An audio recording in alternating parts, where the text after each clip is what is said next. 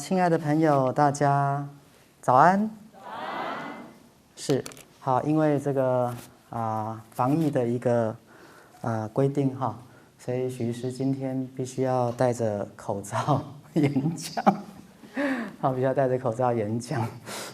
虽然很不习惯哈，但是我们在防疫期间我们还是要来遵守政府的规定哈。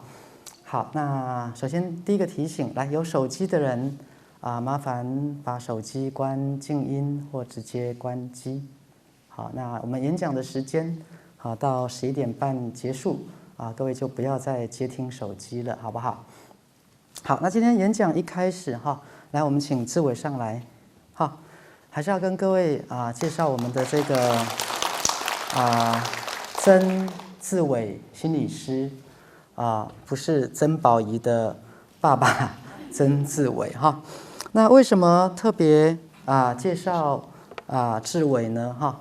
那因为两件事哈一件事其实志伟本身是土生土长的香港人，是的，所以他的母语其实是广东话，所以等一下我刚刚已经跟他讲，等一下讲话要慢一点。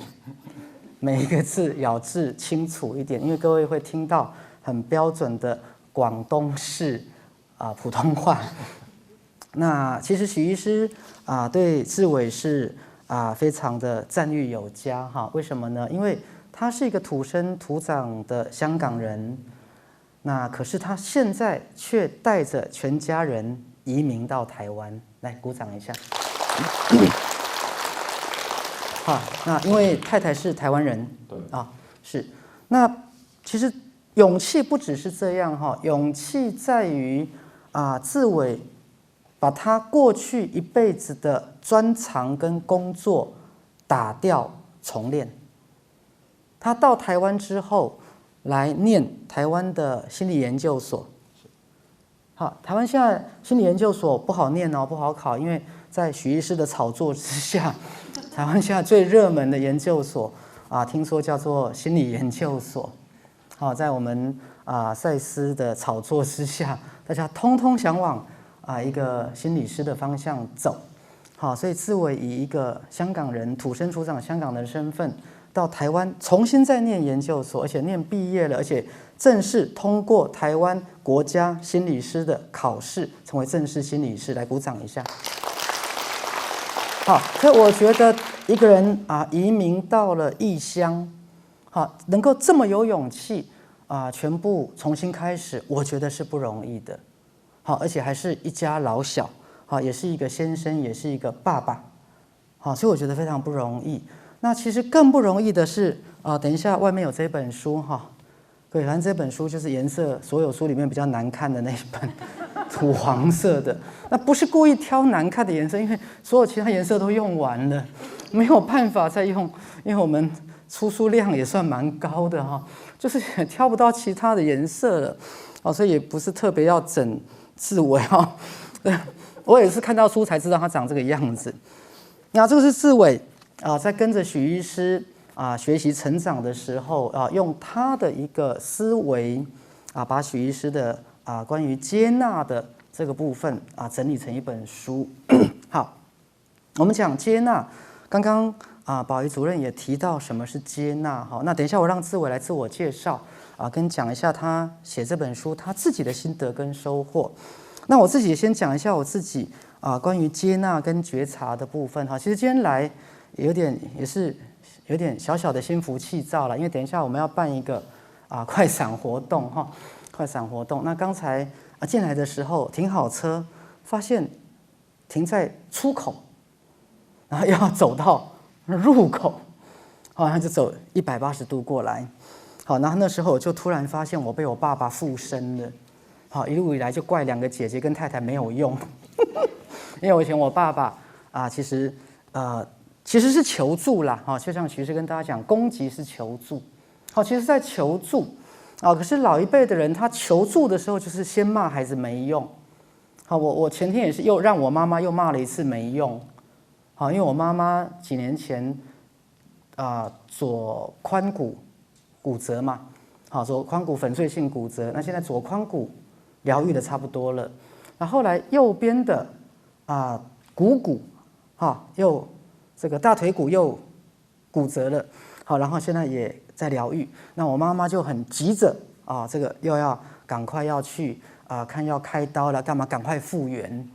那我妈妈就讲了一句她最喜欢说的一句话：难道你要妈妈这样子不能走路，坐在轮椅到死吗？你要让妈妈遗憾一辈子吗？又开始在用这个方式在攻击我的软肋，有没有？就像拳击手专门打对方的肋骨一样就像劳工是我们蔡英文总统最重要的那根软肋一样然后其实他是在求助但是听起来会让你觉得是在攻击。那刚刚提到我在来的路上就开始又觉得好像后来我就觉察到好像有我在的地方大家都觉得很有压力，所以我就开始深切的自我反省。对，像刚刚我们基金会的营运长坐在徐氏的身边，马上就想等一下徐氏会不会生气，有没有什么地方做错或是等一下会不会又怎么样所以我其实也在很多的自我觉察的部分。那当然自我觉察其实会自我反省，可是自我反省以赛斯心法来讲又不能自我反省到全盘的把自己否定。因为如果自我反省过度的话，就会把自己批评的一无是处，把自己全然的KO 击倒就对了。所以如何在自我反省的过程当中，又能伴随着自我接纳，伴随着一个对自己的一种温和的自我的疼惜，我觉得这个东西是必须在生活当中不断的淬炼跟学习的过程。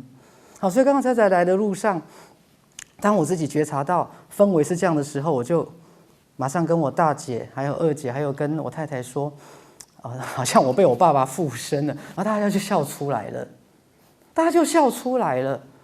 没想到这个人还有自知之明没想到这个人这个不只是会给人家压力，也发现自己在给人家压力了。他发现了，那发现之后怎么样去做一个觉察，怎么样再做进一步的自我接纳，我觉得这都是心理学上很不容易的功夫。因为有时候大家会觉得好像心理学跟心理治疗是容易的，可其实它不容易。理论很容易，可是要落实在我们人生当中其实是不容易的。尤其是在我们人生当中，从出生到死亡，各位你看我们要经历多少事情，你看我们要经历多少心理的痛苦波折跟磨难，你看生活会有多少的事情发生在我们身上，所以其实我觉得是不容易的。来，所以各位先给自己一个掌声。为什么说给自己掌声？因为赛斯讲过，所有有胆子来投胎的人都是勇敢的灵魂，所有愿意参与轮回的人都是勇敢的灵魂。而且我们在肉体的经验当中，在轮回的过程当中，我们将会获得以灵魂层面所无法学习到的珍贵且宝贵的经验。所以各位，我们的轮回是很有意义的，是非常正向的。那就有点像我们比如说打个比喻，地球发出一个可以飞得很遥远很遥远的太空船，到太阳系的外面，甚至到了银河系的外面，它可以把 data 很多资讯传回地球，来给地球提供非常珍贵的资料。同样的，当我们的本体，当我们的神性跟佛性把我们派到地球上来的时候，我们所有在地球上的轮回转世的经验，也都会化为一种智慧的经验，而传回到我们的本体。最后，我们的转世的人格，最后跟本体会融合在一起，变成一个全我。所以这也是赛斯心法里面我觉得非常珍贵的地方。那个珍贵是它肯定在座的每一个人，你来当人类这件事。他肯定你的爸爸妈妈当初没有做好避孕措施这件事，不好笑他肯定好，所以因为很多人很怨你为什么把我生下来，很怨你又没多少钱，你把我生下来干什么？你们夫妻又吵吵闹闹，你把我生下来干什么？最可恶的是，你把我生下来之后，你们又分居又离婚，最可恶就这一种。那你为什么把我生到人间来受苦呢？那我不来不是就没事了吗？我不来就不会考试不及格被老师羞辱了，我不来就不用参加大学考试了，我不来就不会失恋了，我不来就不会去买房子然后被骗4000万了。各位不知道发生什么事，上我的脸书好不好？我不来就不会被奸商诈骗4000万，钱也没有，房子也没有，所以我现在很怨我的父母亲把我生下来干什么？幸好有志伟写的这本书，告诉我要接纳。所以我现在非常感谢志伟，好，接纳如何生命中发生的一切都是有意义的，都是灵魂要给我们的功课跟淬炼。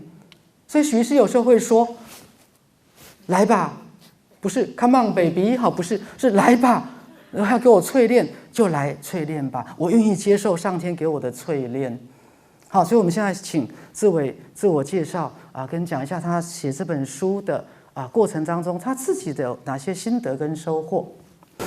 谢谢徐师。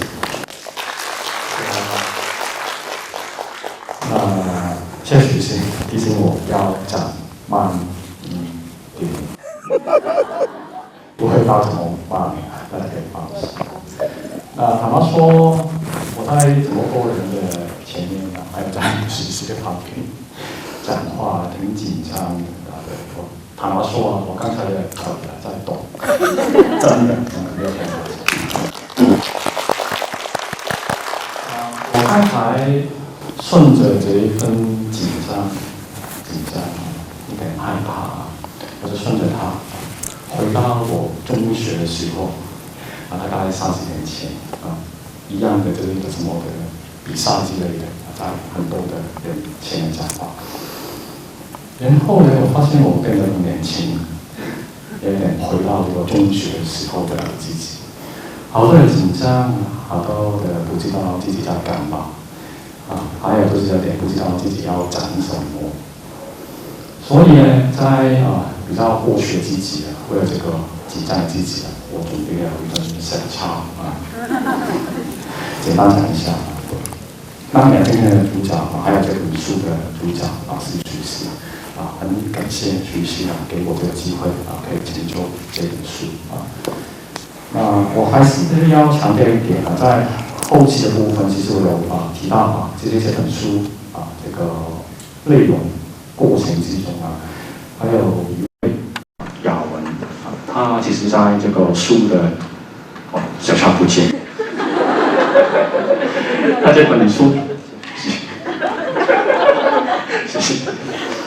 他在这本书的开始还有这个过程之中，他其实给了好多的时间为这个内容。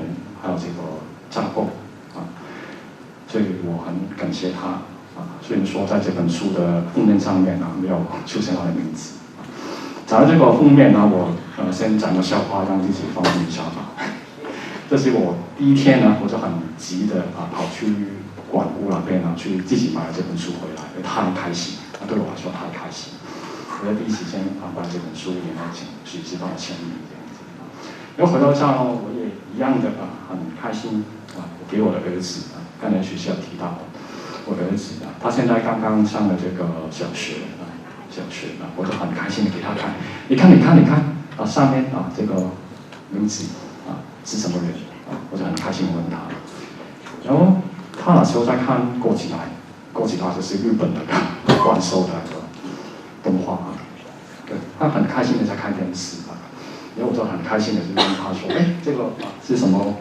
人？”然后他就看了一眼，谁呀？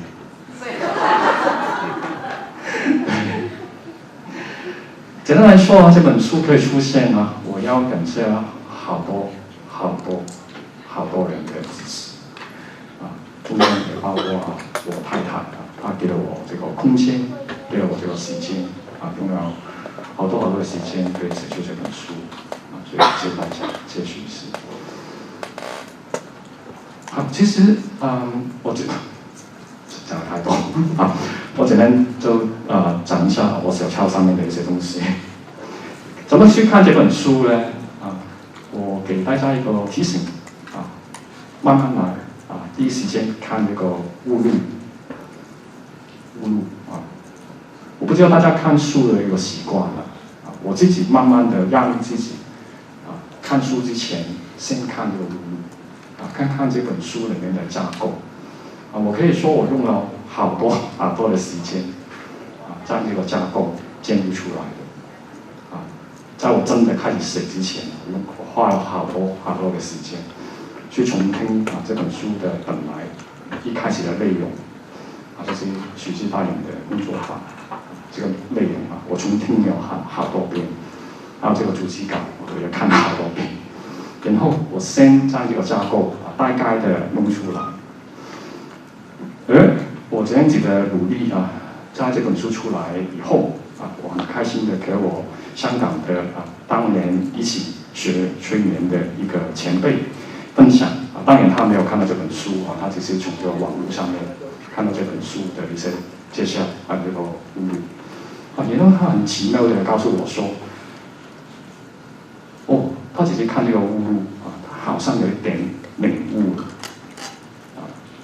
我看到这点觉得好开心真的好开心因为好像感觉到是说他看到了我在这个架构上面的一个很细的将整本书的内容让它建构出来对所以大家拿了一本书第一时间可以找到许志签名这个是第一第二就是先看上这个目录的部分这个架构的部分看看大概这本书讲的是什么好我再简单讲一下当然这本书有好多可以讲了今天时间的原因我简单讲这本书一开始我有一个秘密我是先将这个后记就是最后的部分先写出来的很奇怪吧这本书我先写最后的部分出来这个也是给自己一种鼓励一种支持给自己一个相信我相信我可以将这本书写出来的对所以这个是这本书的过程之中的一个秘密好我不讲太多最后我讲一下第75页的一个笑话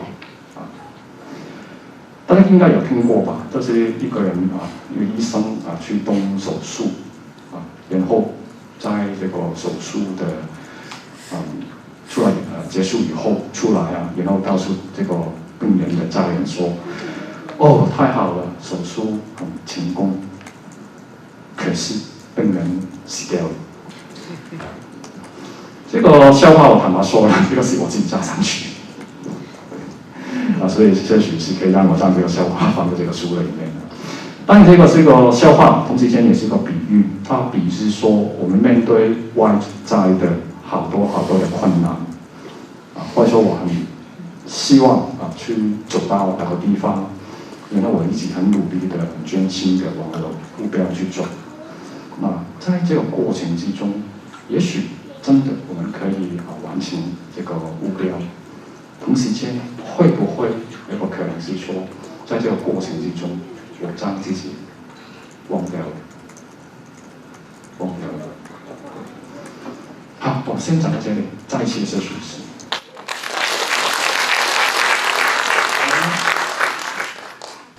谢谢我们的自好那也希望各位能够来支持第一个我觉得这么的有心从香港举家移民到台湾来那也在台湾这块土地来一起跟大家奋斗努力这样的一个这么优秀的年轻人虽然普通话真的讲的还有很多可以更好的空间但是我觉得真的是不容易好那来我们就开始来进入我们今天的主题今天的主题是这个我们一样新的纯粹的一个主题疲累的是身体还是心？那我发现今天赛斯文化的人都没有来，是吧？在哪里？哪一位？好，赛斯文化只有 Abby 来哈。好 ，OK。因为我想问一下，定这个题目到底是什么意思？昨天跟我太太研究了好久。这个有学问的人出的题目，真的就是比较有学问。我们这种比较没有学问文化的，都要想久一点哈。好，疲累的到底是身体还是心？回应刚才宝仪主任的这个开场哈。我先从徐氏比较擅长的精神疾病或精神官能症来谈起好了。大家知道，在精神疾病当中，有所谓的，比如说重度忧郁症，或是所谓的躁郁症。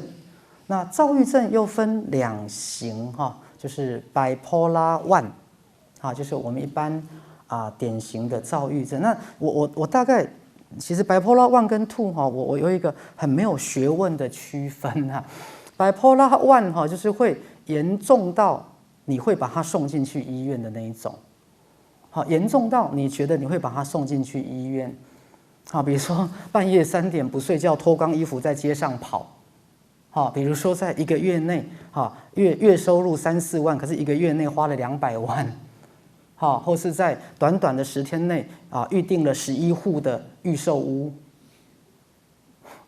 短短的1个月内预定了11户的预售屋。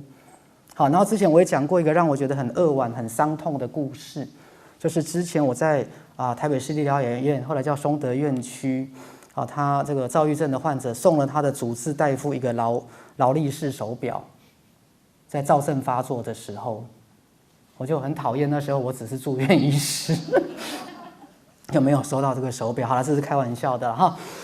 好，那基本上讲 bipolar one。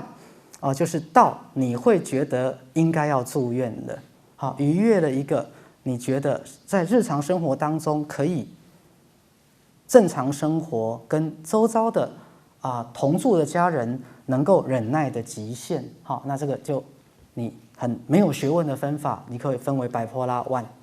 好，那大概除非家人真的容忍接纳度很高，那否则大概都会有住院的记录。住院或看门诊的记录。那 bipolar two 就是所谓的轻躁症。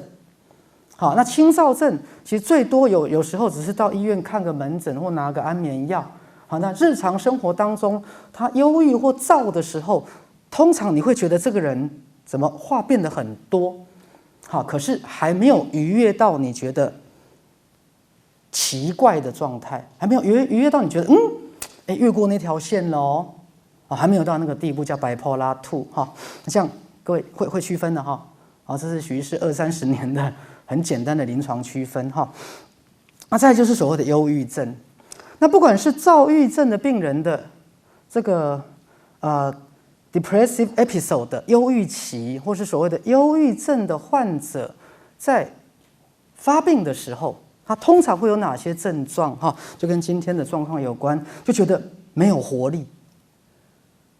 一早起床就很累，尤其是忧郁症的人，有早上起床可能还有精神，刷完牙就没电了，就想回去躺床。我曾经遇到那个一天24小时躺23小时床的，一天24小时躺23小时的床，就是那个床散发出强大的地心引力，一直把它吸回去，吸回去，吸回去，然后从一早起床就没有活力，没有精神，然后刚讲特别容易累，特别容易累，然后缺乏 motivation 动机，就是做什么都没动机了。本来很喜欢追剧，尤其最近在追那个《理想之城》，有没有？追一追就觉得也不想追剧了，也不想看电影了，也不想跟朋友说话了，连最喜欢的宝可梦也不去抓了。其实我很久没抓了对，所有你本来感兴趣的，通通不做。然后还有一个最重要的，有时候会被误诊为，因为老人忧郁症很容易被误诊为老人痴呆，因为记忆力下降。记忆力下降，对，他觉得什么东西都不记得了。好，所以老人忧郁很容易被误诊为老人痴呆。好，那这时候我们有一个很重要的鉴别上诊断，就是有没有 insight。好，所以这个老人如果失智了，可是越活越开心，然后你问他记忆怎么样，他说很好啊，可是其实他什么都忘记了，那就是失智。各位听到哈？对，他失智的很快啊，记忆丧失的很快乐那一种，就是失智。有没有听到哈？他的记忆力丧失的很快乐，这是他失智之后，他变得快乐、开朗、活泼了。因为给我一杯忘情水，让我一生不流泪。对，他其实是透过他的失智，把过去所有不开心的、老公老婆外遇的，所有这一辈子的不如意的，被诈骗4000万，房子没了，钱也没了的这种伤心难过的事，他要把它怎么样忘掉？所以老人的痴呆有时候不是病，他是这个老人在最后生命的终了，他希望不要带着过去沉重负面的悲伤的记忆离开。他在离开之前，他选择要怎么样？忘掉。他选择要忘掉，因为连他自己都不记得他是谁，他怎么记得他曾经被失恋过、被劈腿过？好，所以如果他失忆的很快乐，笑容也增加了，你问他啊，记忆力有变不好吧？他跟你说没有，然后笑笑的告诉你，各位这就是失智了。这样会判别的哈。那另外一种就是刚符合忧郁症的诊断有点情绪低落啦，然后跟你说啊，不知道，什么都不记得了，什么都不记得了啦。其实他都记得。好，那是忧郁，那是忧郁。好，伴随着强烈的情绪的低落的记忆力不佳，有没有？这是忧郁。好，可是真正的老人痴呆不是，他其实反而变快乐。好，所以有时候许医师几个门诊的个案，家属来问我，许医师，这个要怎么治疗？我就说反问他一下，我说你觉得要治疗吗？好，除非有伴随一些老人精神病有一些妄想那有一些这个暴力或自杀或自伤的一些破坏行为，否则我就问这家属一句话：你不觉得你妈妈现在快乐多了吗？他就跟我说：对耶，许医师，我妈妈这40-50年来，从失智之后照相第一次会比耶。地瓜叶的叶，从妈妈失智之后，现在照相每一个都会比耶。各位，那我说，那你要治疗他什么？把他所有的记忆都恢复，然后想起过去所有的痛苦吗？所以现在有没有发现，许医师会把医疗带到另外一个境界？不是只是把病医好了，人死掉了，或把病医好了，人变得更不快乐了。不是的，不是的。好，所以再回到刚讲，好，所以不管是躁郁症的在忧郁的时期，或是忧郁症的患者，他会觉得好疲倦，好疲倦。还有另外一个，除了记忆力降低之外，发现所有本来他会的都变得不会了。各位，许医师曾经有一个忧郁症的患者，他还跟我说，连骑脚踏车都不会骑了。可是他骑了一辈子，这种从小就学会的，一辈子不会忘记的，变得都不会了。然后他是一个那个邮局的员工，所有的数字通通记不住，然后他就觉得自己是不是老人痴呆了，是不是一辈子都不能再上班了？我就跟他说：“你放心，你一定会恢复。当你的忧郁恢复了，所有你的记忆就会回来。”所有你的能力都会回来，但是你要吗？各位记得许医师最后那句话：当你的忧郁好了，所有你的记忆都会回来，所有你的能力都会回来。那所有的记忆回来，能力都会回来，什么的都会回来。你不开心的工作也都会回来，你对自己所有的要求，而觉得自己可能达不到的也都会回来。你所必须扛的责任，满足家人、父母期待的，或身为一个爸爸，你不得不去做着你不喜欢的工作，这些都会回来。所以你想清楚，你要他回来吗？你要他回来吗？来，各位，这又是一个很深的哲学的问题咯。所以心理治疗不完全是心理治疗，它有时候是更深的一个生命哲学的问题。你要这些能力回来吗？你要你的记忆力都回来吗？还是你要继续喝下你的忘情水？给我一杯忘情水，让我一生不伤悲。各位，因为有了记忆，就有了伤悲；有了记忆，就有了伤悲。所以有时候我们这样讲，失去记忆有好有坏。你会不记得所有难过的事，可是最后所有点点滴滴的快乐也都会不见。你自己决定，你自己决定。好，这个问题我留给各位自己决定，我不帮大家决定，因为我也帮大家决定不了。好，再回到刚讲的忧郁跟躁郁的忧郁期，会伴随所有能力的下降。可是很奇怪的是，这样的患者，你现在带他去做所有全套的身体检查，全身的核磁共振 MRI， 全身的抽血，除了他本来有的问题之外，他的身体完全没问题。他的身体完全没问题。所以各位，请问他疲倦的是身体还是心？可是他每天告诉你他没有元气，没有活力。那徐医师只是举这2个当例子，我再举精神官能症当中的脑神经衰弱，我再举精神官能症当中的自律神经失调，我再举精神官能症当中的一般的忧郁症，不是重度忧郁症。各位，哪一个不是这样？哪一个不是这样啊？尤其是自律神经失调的，各位出不了门呢，开不了车上高速公路哎，然后再也没有到过宜兰了，除非走9弯18拐，因为害怕过雪隧啊，害怕过雪山隧道啊，各位，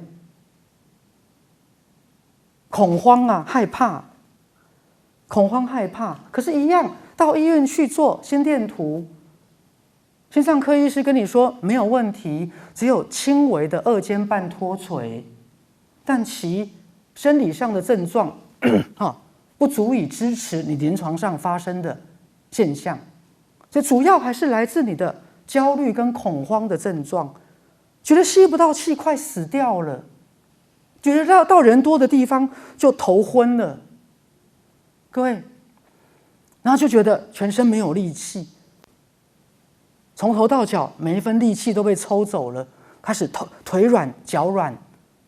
来，各位，疲倦的恐惧的是身体还是心？好，所以从这个角度来切入，来看看，原来很多时候我们以为是我们身体的问题，其实并不是啊。好，我再诉诸大家最贴切的一个生命经验。如果是单纯身体的劳累，我告诉大家很简单，你只要好好的睡一觉，第2天起来生龙活虎，对不对？对。如果只是单纯身体的疲倦，你只要好好一个睡眠，纵使你之前3、4天、2、3天都没睡好，你只要一个晚上好好的睡眠，你的第2天起来又觉得生龙活虎。可是如果是心的累呢？心若倦了，泪也干了，这份情难舍难了。各位，心若倦了，第二天起床一样累啊，眼睛一张开就累啊，有没有这种经验？很不想起床，闹钟又按回去，很不想上班，很不想开始新的一天，叫 initial difficulty， 启动困难。各位，你看你的孩子上学的时候就知道，有够难叫起床的，就是起不了床。各位，那个时候不是身体累，是什么累？心累了。各位，心累，再怎么睡都睡不饱啊，因为累的不是身体啊，累的是心啊。身体能量蓄积的满满的，各位，身体能量蓄积的满满，是心累了，是心疲倦了，是心绝望了，是心无力了。各位，安尼大家讲是不是？是不是？数，1、2、3数的数，心累了。各位，就像其实最近有一个个案是婆婆，我都帮你带2个孙子带到这么大，孙子都不想跟妈妈了，都觉得阿嬷才是妈妈。怎么这个媳妇就不知道感恩？为什么我所做的一切好像打水漂一样？各位，那这么多年我的付出到底是为了谁？还跟我说要搬出去住，各位，还跟我说要搬去住，我为你们家做牛做马，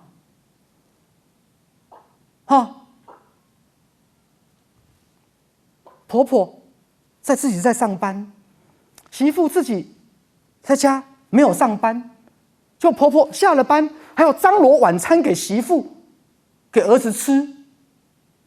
你媳妇一天到晚在家，你在吃大便哦。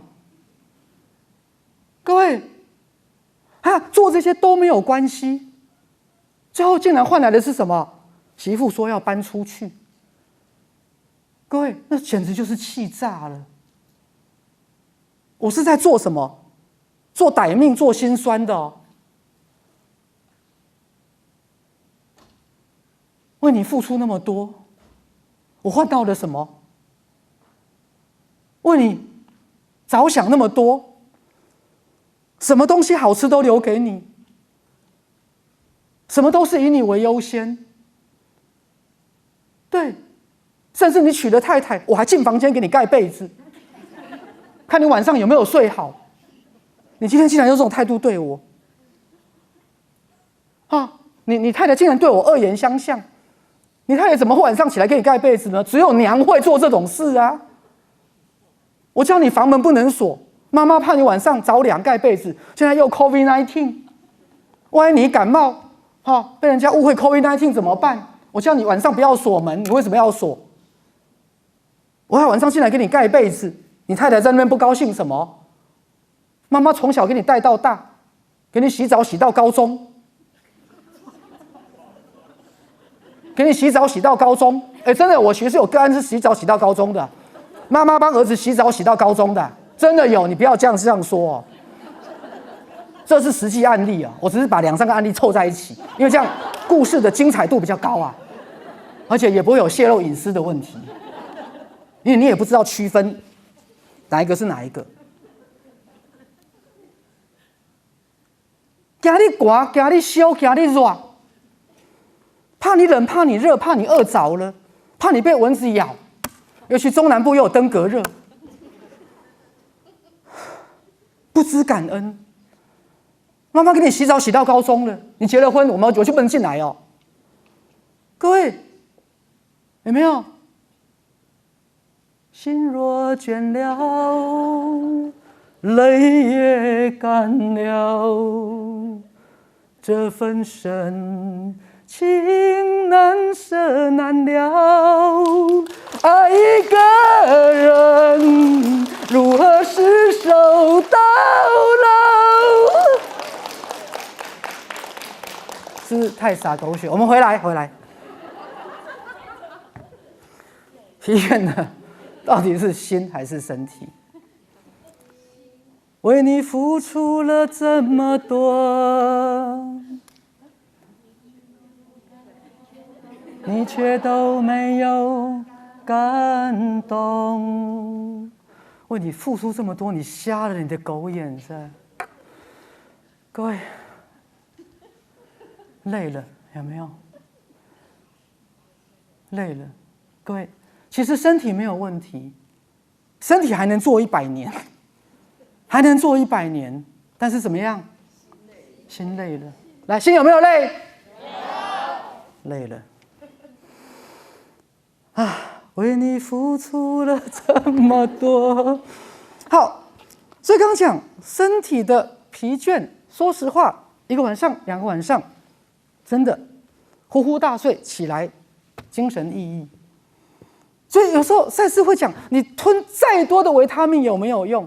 你吞了维他命，身体很亢奋，可是心很累，两个又在冲突。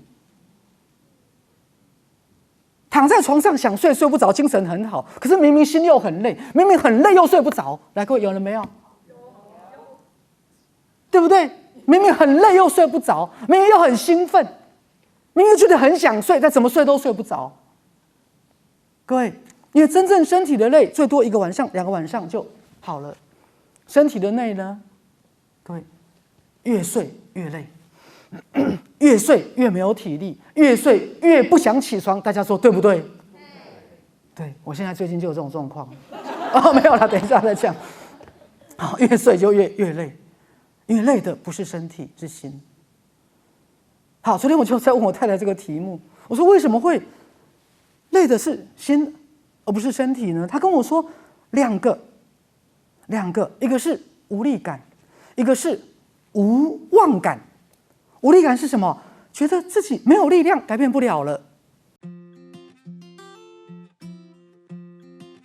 各位亲爱的观众朋友，大家好。当社会上这么多的媒体带着这么多的恐惧、偏见与限制的资讯的时候，你是否问过自己，什么才能让你跟全家人及孩子们能够得到正向的能量，能够对未来充满了期待跟喜悦，而活出生命的独特平安跟自在呢？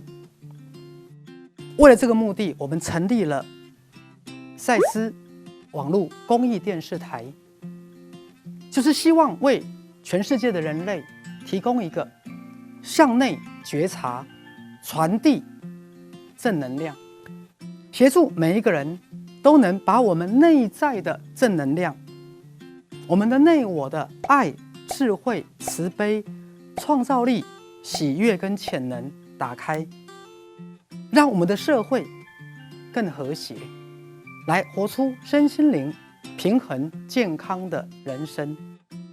而这10几年来，赛斯网络公益电视台一共自播了身心灵的公益讲座、读书会近2000场，而我们所有的时事健康节目也近100集。如果您喜欢我们的节目，支持我们的理念，希望您一起来支持我们的赛斯网络公益电视台，而您的小小的捐款能够让我们大大的出力，能够让我们为这个社会尽每个人能尽的一己的力量。希望您能够与我们一同来参与这样的行列。再次的谢谢你。